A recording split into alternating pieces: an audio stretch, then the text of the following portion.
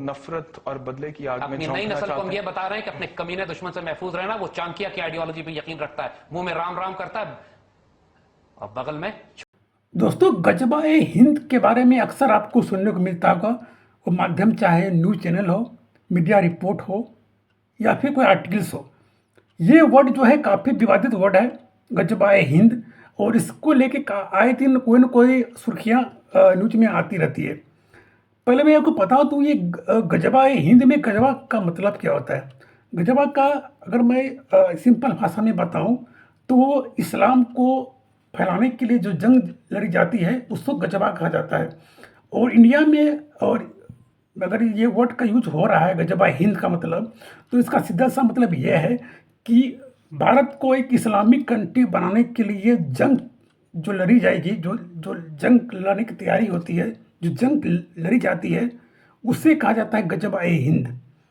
ये विवाद में तब आया जब एक शख्स ने दारुल उलूम से ये पूछा कि क्या उनकी हदीस में गजबा ए हिंद के बारे में कोई जिक्र है या नहीं है। तो आगे दारुल ने ये कहा कि हदीस में गजबा हिंद के लिए बाकायदा एक चैप्टर है जिसमें कि गजबा हिंद जायज़ है कि क्या है उसके बारे में बताया गया है। दारुल उलूम आगे ये भी बताते हैं कि ये कोई एक इस्लामिक गुरु हैं हजरत अबू हुरैन, उन्होंने ये कहा है, उन्होंने गजबा हिंद को जायज़ मानते हुए ये कहा है कि इसके लिए वो अपनी पूरी संपत्ति भी कुर्बान कर सकते हैं, अपना बलिदान भी दे सकते हैं। अगर वो जिंदा रह गए तो उनको एक लोग उनका सम्मान करेंगे। अगर वो मर गए किसी कारण, वो अगर जंग में उनकी मौत होती है तो वो गाजी कहलाएंगे। अब गाजी का मतलब क्या होता है? गाजी का मतलब ये होता है कि अगर अगर आपको मैं बता दूं कि ये गजबा हिंद के लिए जो जंग लड़ी जाती है, जंग लड़ने के लिए जो भी लोग उसमें शामिल होते हैं उन्हें गाजी कहा जाता है। ठीक है, तो वो जंग में जो भी लोग शामिल होंगे वो वही लोग गाजी कहलाएंगे। इसलिए ये इतना ज़्यादा सुर्खियों में रहता है हमेशा। और अब आपको ये जानने के लिए आप चाहेंगे कि दारुल है क्या, दारुल उलूम कौन है।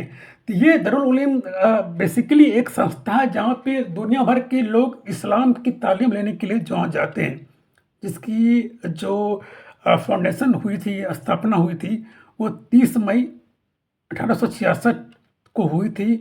और दो इस्लामिक लोगों ने, यानी कि दो मुस्लिम लोगों ने इसकी स्थापना भी करी थी, जिसमें से एक थे हाजी हुसैन और जो दूसरे थे उनका नाम था मौलाना कासिम।